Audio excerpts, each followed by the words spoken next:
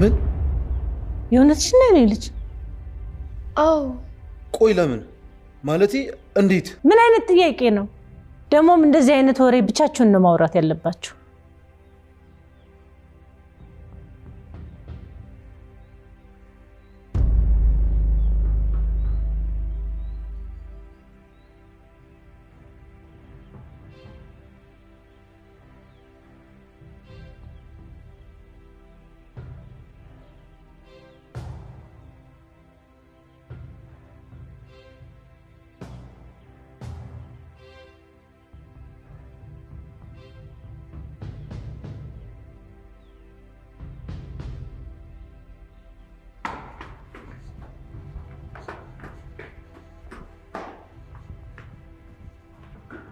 ተላችሁ እኮ መጠፋፋታችሁ ነው። ጂሪ ልትረዳ ፈቃደኛ አይደለችም። አምናን ተኝቶ ያንቺን ስም ጠራ ብላ ነው በድጋሚ መጣችሁ። ቆይ ግን ልጅ ስታስብ የጄሪን ልጅ አምነን ይቀበለዋል? አዎ እናቴ፣ ልጁ ሆኖ ያውም የዚህ ቤተሰብ ዘር። እሱማ የዋቷ አምነን ባለበት ሁኔታ ለማለት ነው እንጂ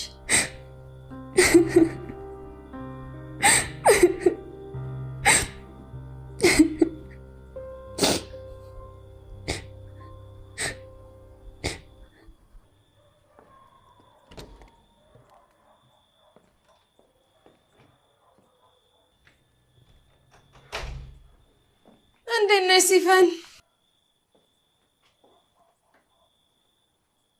አለው ደህና። ይገርምሻል፣ አንድ ስጦታ ነበረኝ ላንቺ። ምንድን ነው?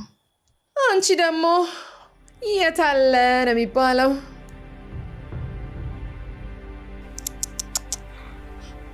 አታስታውሽኝ? እኔ ግን በደንብ ነው ማስታወስሽ። በልጅነት አምሮዬ ስላየሁሽ ማለት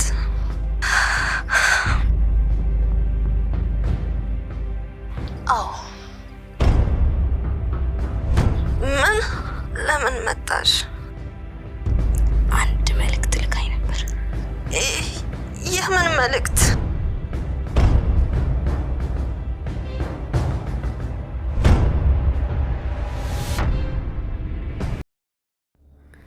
በስተመጨረሻም የጄሪ እርግዝና ይፋ ሆኖ ለቤተሰቦቹ ተነግሯቸዋል ማለት ነው።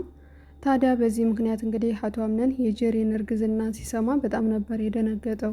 ምክንያቱም አሁን ላይ ያለበት እሱ ሀዘን ላይ ሲሆን እንደገና ደግሞ ድንገት ምንም ይፈጠራል ብሎ ወይም ደግሞ ይሄ ነገር ይከሰታል ብሎ ስላላሰበበት የልጅ አባት ሲሆን ይህንን አምኖ መቀበል ትንሽ ከብዶታል ማለት ነው። ታዲያ አቶ አምነን እንግዲህ ከጄሪ ጋር ያለውን ግንኙነት በዚህ ልክ ይቀጥላል ብሎ ሳይሆን ሳያስበው የገባበትና ለማናደድ ብሎ የፈጠረው ሲስተም ነበረ። ነገር ግን ጄሪ ደግሞ የዋዛ ቀላል ስላልሆነች እንግዲህ የምትፈልገው ነገር ሁሉ አግኝታለች ማለት ነው። አሁን ላይ እንግዲህ የልጅ እናት ስትሆን እንግዲህ ሁሉም ቤተሰቦቿ ሊያከብሯት ስለሚገባ አሁን የቤቱ ንግስት ለመሆን ምንም ነገር የቀራት ነገር የለም በሷ ቤት ማለት ነው። ነገር ግን አቶ አምነን የልጅ አባትነቱን አምኖ አልተቀበለበትም። አሁን ላይ ያለበት እሱ እናቱ ስለሞተችበት ሀዘን ላይ ነው ያለው። ሁለት ደግሞ የእናቱን ንግግር ትውስታ በማሰብ ላይ አይምሮ ራሱ ትክክል እያሰበም አይደለም። በዚህ መሀል እንግዲህ በጫና ደግሞ ሌላ ችግር ይፈጠራል ብሎ ያላሰበው ነገር እዚህ ጋር በመሀል ጣልቃ ሲገባበት ለፔሊን ያለው ስሜትና ለፔሊን ያላት ስሜት ደግሞ ሁለቱም ስለሚጋጭባቸው እየጎዳት እንደሆነ ሲያስብ በጣም በጭንቀት ይወጠራል ማለት ነው። ፔሊን እንግዲህ ከዚህ በኋላ አቶ አምነን የልጅ አባት ሆነ፣ ትዳሮች ነው አለው። ከዚህ በኋላ የራሱን ህይወት ይኖር፣ እኔ ገና ፍቅሬን እፈልጋለሁ ብዬ ለሚፈጠረው ልጅ በመሀል መሰናከል መሆን አልፈልግም። ስለዚህ እሱም ትዳሩን ከጄሪ ጋር ይቀጥላል፣ ልጃቸውንም አብረው ማሳደግ አለባቸው በማለት ለእናት ዛህራ ትናገራለች ማለት ነው። እናት ዛህራም እንግዲህ እስከ መቼ ድረስ ነው ስለ ሰዎች የምትኖሪው? የራስሽን ህይወት መቼ ነው የምትኖሪው ብላ ትጠይቃታለች ጥያቄዎቿን ማለት ነው።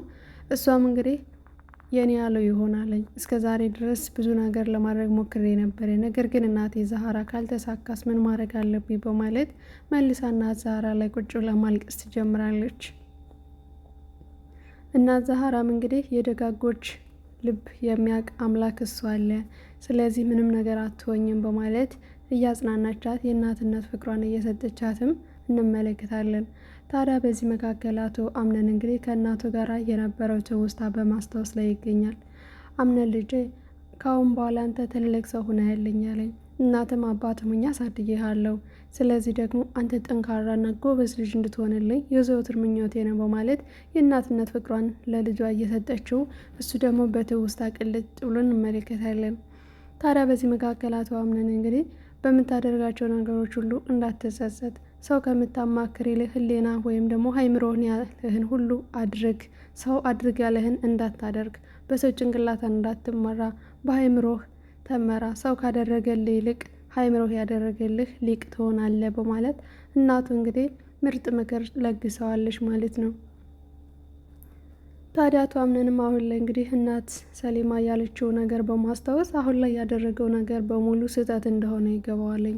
ምክንያቱም ከራሱ ጋር ተማክሮ ሳይሆን ዝም ብሎ በድፍረት ያደረገው ነገር ችግር ውስጥ እንደሚከተውና ለፔሊን ያለው ስሜት አሁንም ደግሞ እየተነጋነገበት ይገኛል ማለት ነው። ምክንያቱም ፔሊን በጣም ነው የሚወዳት። ፔሊን እጎዳለሁ ብሎ ወይም ደግሞ የእሱ ለማድረግ በተዘዋዋሪ ስሜቷን ለመጉዳት ነበር ይህንን ያደረገው።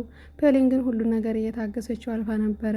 አሁን ላይ ያን ሁሉ ነገር ስታልፍ ፔሊን ለአቶ አምነን ያለው ደግሞ የበለጠ ፍቅሩ እየጨመረበት መጥቷል ማለት ነው። ለጀሪ ምንም አይነት ስሜት የለውም። ምናልባትም እንደ ሴትነት ሊያከብራት ይችላል። ከዚያ ውጭ ግን ምንም ነገር ሲያደርግ ወይም ደግሞ ለየት ያለ ነገር ሲያደርግ አላየንም። ሀይምሮ ላይ የምትመላለስበት አሁንም ፔሊ ነች።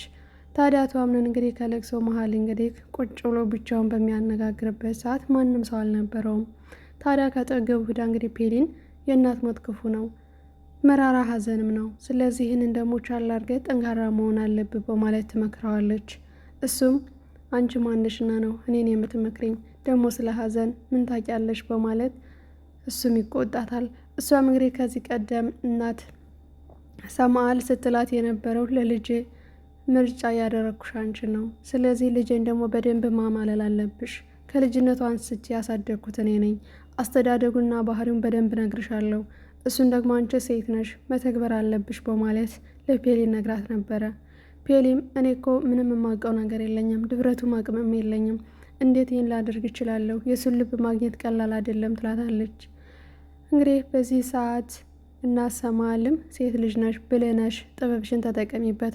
ይህ ደግሞ ላንቺ በጣም ቀላል ነገር ነው። ስለዚህ የልጄን ልብ ማሸነፍ የምችው አንቺ ነሽ በማለት እና ቀን በቀን ምክሮቿ እንደመሰጣት ተነጋግሮ ነበረ። ያንንም በማስታወስ እሷም እንግዲህ ቁጭ ብላ ከራሷ ጋር እያለቀሰች ነበረ። በስተመጨረሻም እንግዲህ አቶ አምነንና ፔሊን አንድ ላይ ሆነው የማደርገውን ነገር ሳላቅ ነው፣ ምናልባት አንቺን እየጎዳውሽ እንዳይሆን ብሎ ጥያቄ ይጠይቃታል።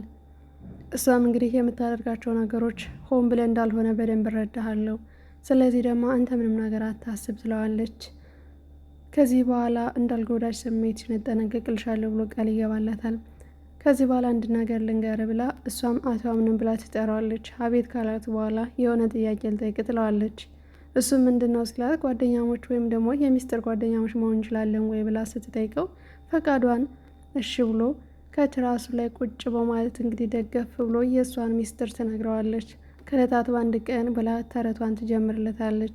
እሱም እንግዲህ የእናቱም ትውስታ እንደዛ ሲያስተምረው ስለነበረ ጸጉሩንም ስታዳሳስለት በጣም ነበር ደስ ያለው ማለት ነው። ከዛ በኋላ እንግዲህ ቤተሰቦቹ በተሰበሰቡበት ወደ ሳሎን ይመጣሉ ማለት ነው። ሳሎን ከመጡ በኋላ እንግዲህ ጀሪ አንድ ነገር የማማክራችሁ ነገር አለ በማለት ቤተሰቦቹን ሰብሰብ ባሉበት ሰዓት እንግዲህ ምንድነው ብለው ሲጠይቋት አርግዣለሁ ትላቸዋለች። ታዲያ በዚህ ሰዓት አቶ አምነን ዝግጁ ስላልነበረ እንዴት ከምን ለምን በማለት ጥያቄዎችን ይቀወጣጥራል። አክስትያም ምን አይነት ጥያቄ ነው ካደረግከው በኋላ? ይህ ደግሞ በሁለታችሁ መካከል የምትነጋገሩት ጉዳይ እንጂ እዚህ የምታወሩት ነገር አይደለም ብላ ትቆጣዋለች። በዚህ ሰዓት ፔሊንም ዝቅና ከፍ አርጋይታ ከዛ ነገሩ ደግሞ እውነት መሆኑን ስታውቅ በጣም ትናደድና ወደ ክላሷ መሄድ ትጀምራለች። አቶ አምነንም ደስ ብሎኛልም አላለም። ፔሊንም ምንም ሳይላት እንግዲህ ተከትሎ በኋላ እየተከተለ ፔሊን ምንድነው ያስከፋሽ ነገር አለ ወይ ብሎ ይጠይቃታለኝ። እሷ ምንም ነገር የተከፋውበት ነገር የለም፣ ነገር ግን ወደ ክላሴ ማረፍ ስላለብኝ ነው ትላለች። ጀሪ ባለችበት ደርቃ ትቀራለች። የአቶ አምነንም አክስት እንግዲህ እንደዚህ አይነት ሚስጥር ከሆነ በቤተሰባዊ መካከል ሳይሆን የሚናገረው በግልሽ ለራሱ መናገር ነበረብሽ። ከኔና ከአምነን ውጭ እዚህ ውጭ ያለው ሁሉም እንግዳ ነው፣ ባዳ ነው ትላታለች። በዚህ ሰዓትም ይቅርታ እሺ አብሬ መናገር ነበረብኝ ብዬ ስላሰብኩ ነው ትላታለች። ለዚህም እንግዲህ ጀሪ ተገፋፍታ የሄደችው ደግሞ መርሲን እዚህ በኋላ አርግዣለሁ ሄደሽ መናገር አሁን አለብሽ ስላለቻት ብቻ ሳታስበው ነበር ሄዳ ጉዱን ያፈረጠችው ማለት ነው። በስተመጨረሻም እንግዲህ ፔሊን በጣም ስሜቷ ዝቅ ይልባትና ከና ዛራ ጋር ቁጭ ብለው ያወራሉ።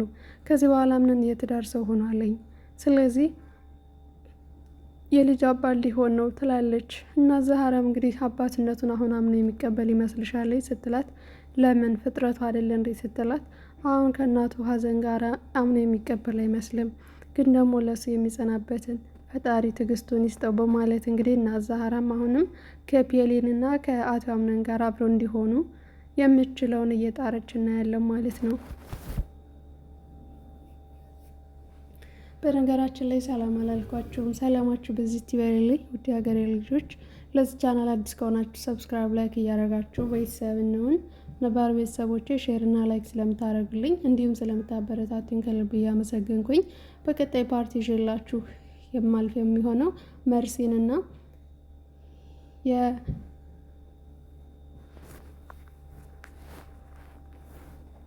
ራሴ ራዞሬ በመድኃኔዓለም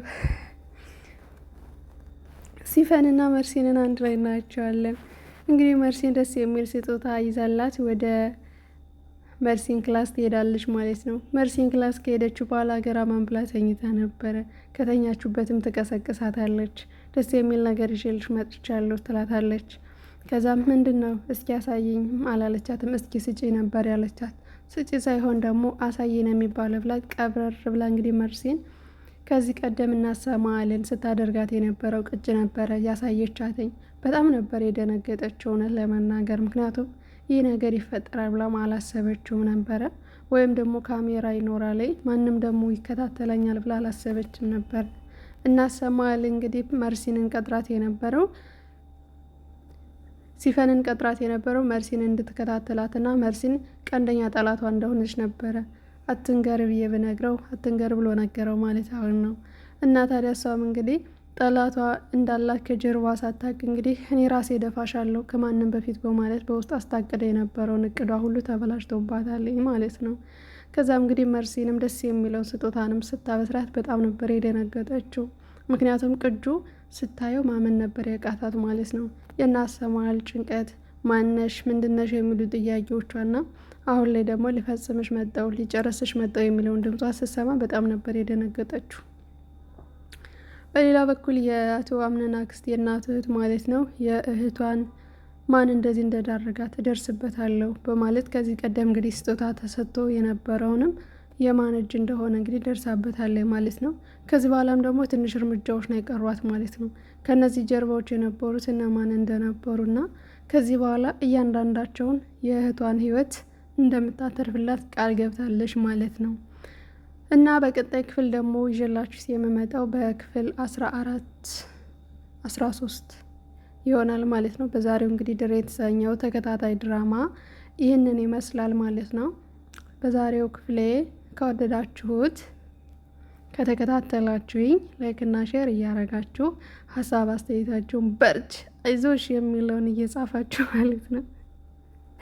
ወልቀቅ ብዬ ለማውራት ሞክሬ ነበረ ግን ደከመኝ ታውቃላችሁ፣ ጉረሮ ውስጥ ደከመኝና